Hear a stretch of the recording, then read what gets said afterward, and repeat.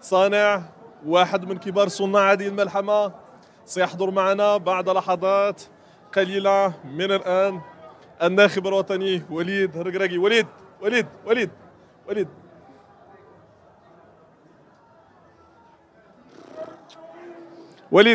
ما يمكنناش نلقاو وصف هادشي اللي وقع اليوم. المغرب في الدومي فينال ديال لا كوب دو موند غراس ا توا. الفضل ليك، الفضل لهاد الرجال. يوم تاريخي لكرة القدم الوطنية. شنو واقع اليوم هنا في الدوحة؟ ماتش تري ديفيسيل. شوف بدات من الصباح اكرد ومزراوي ما كاينينش. السايس لعب بليسي دخل مسكين حتى الماكسيموم. الدراري تقاتلوا وشفتوا الدراري هما جاو.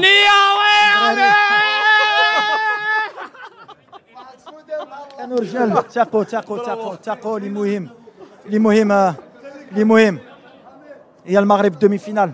كنا بلاد الاول في افريقيا اللي كنا دوزنا لي بول في 86. دابا دخلنا في دومي فينال. طلعنا الرايه ديال المغرب والرايه ديال لافريك ولا الرايه ديال العرب، بلاد عرب. الكوب دي موند في بلاد عرب كان مهم واحد بلاد تا هو عربي يكون هنا. مازال ما درنا والو وليد. لا مازال ما درنا والو بالحق. دابا المغرب يقدر يتفرقع اليوم يبروفيتيو ويوجدوا راسهم دومي فينال ان شاء الله. مبروك خويا مبروك. فيليسيتاسيون. نعود اليك عادل. يوم تاريخي، يوم اسطوري، واحد من اهم الاحداث في تاريخ المغرب العظيم. اليوم رجل المباراه ياسين بونو، رجل اسد من اسود الاطلس. ياسين، حدث شخصيا مازال ما مصدقش شنو واقع اليوم هنا في الدوحه. ياسين كيما شتي يعني هذا الفريق ما عنده حتى شي ليميت. ماشي يعني ما صعيب نلقى له كلمات باش نوصل باش نوصف هذا الفريق. معنى الكلمه نلقى لك كلمات يا سيدي. راجل معنى الكلمه. مباراه كبيره بزاف، ضغط كبير. انا ما مصدقش، مازال ما مصدقش الواقع اليوم. كيما صعيب نعلق على هذا بحال هذه اللحظه. نبغي نشكر كاع الجماهير صراحه اللي تيساندونا. كنشكر اللاعبين اللي المجهود اللي داروا ما يمكنش، يعني اللاعبين المصابين واللاعبين اللي دخلوا كانوا في مستوى كبير. الحمد لله عاش المغرب. راجل خويا. ميرسي. ياسين بونو واحد من العظام اليوم، من اكبر واهم اللاعبين في تاريخ المغرب. هنا في الدوحه رجل الدوره بامتياز، واحد من كبار اللاعبين سفيان امرابط. Unbelievable moments, a great performance, a great day for us together as a Moroccans. We are very proud today, خويا. Thank you very much. The only thing what I can say is Alhamdulillah. Allah subhanahu wa ta'ala is with us. He's with us. All the Muslims, all the Moroccan fans, all the people around the world who are with us. They're praying, they are crying, they are happy. This is for you. This is all for you. This tournament, we do it for you. Alhamdulillah. Inshallah, we're gonna make you more proud, inshallah. Sufyan, can you explain what happened here in Doha since the first day? Is a big dream for us today. It's unbelievable. It's more than a dream. That with all the respect, Morocco, alhamdulillah, we are in the hall of the semi-finals now. We deserve this. We fight for it from the first day we are here. We believe in our qualities. We know it's not easy. Nothing is easy in life. But if you see how we fight, how we defend, it's unbelievable. This team spirit, this team, and we deserve this. We deserve this a lot. Thank you so much, brother. Thank you so much. نعود إليك عادل في البلاطو. أعود إليك معي أحد نجوم المباراة سفيان بوفال. واش هادشي حقيقة ولا كنحلموا ولا شنو وقع اليوم؟ باقي كنحلموا ولكن ما بغيتش نوض من النعاس.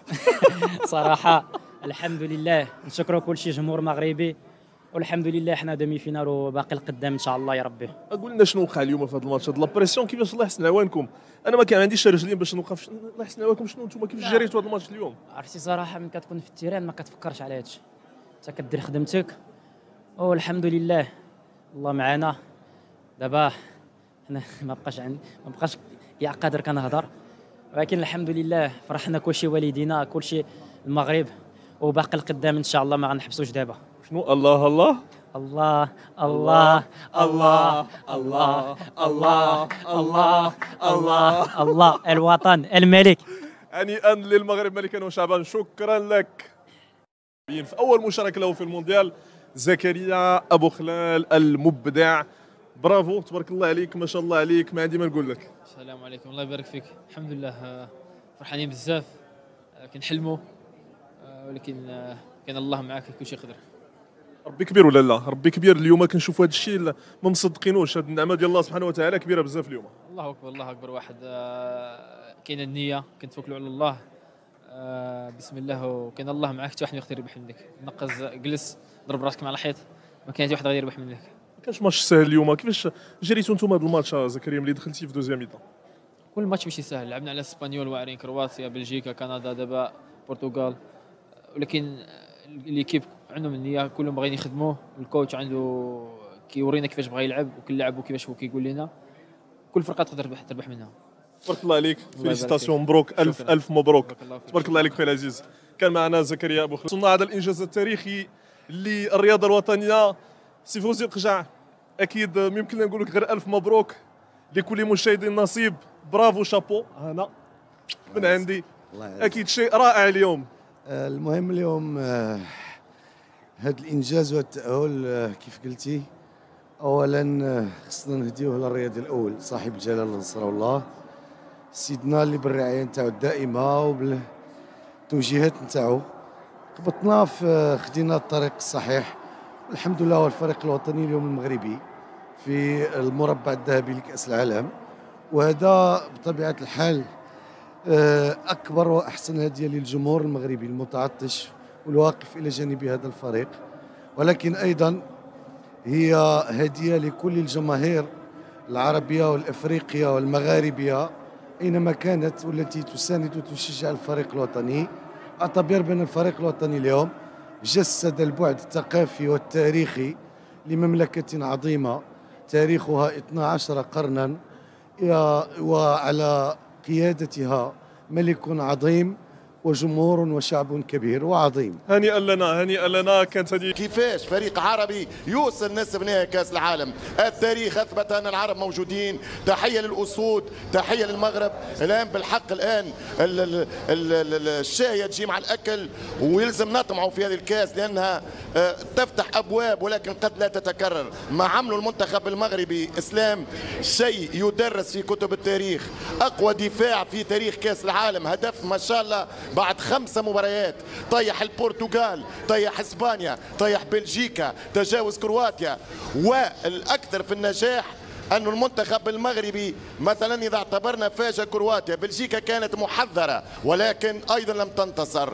إسبانيا كانت عينها على الأسود لأنهم وقفوا كرواتيا وبلجيكا ولكن نزحوهم. البرتغال كانت منتبهة جدا وقرأوا خطة الركراكي، ولكن مرة أخرى الأسود بالروح بالجماعية بالإمكانيات الفردية اللي فما نجحت. أنا جاي ونحكي مع مارسيل ديسايل باش نكونوا إن شاء الله في ماتش إنجلترا فرنسا بعد ساعة ونص تقريبا على بين سبورتس حصريا. قال لي كلمة، قال لي ما عمله الأسود شيء خرافي وأسطوري. قلت له علاش مارسيل؟ قال لي لأنه المنتخب المغربي الحقيقة ما كنتش نتصور اليوم على البرتغال على المستوى الذهني، على المستوى البدني، على مستوى القوة أنه يكونوا جاهزين مرة أخرى رغما عن الغيابات. المنتخب المغربي مازال ينجح.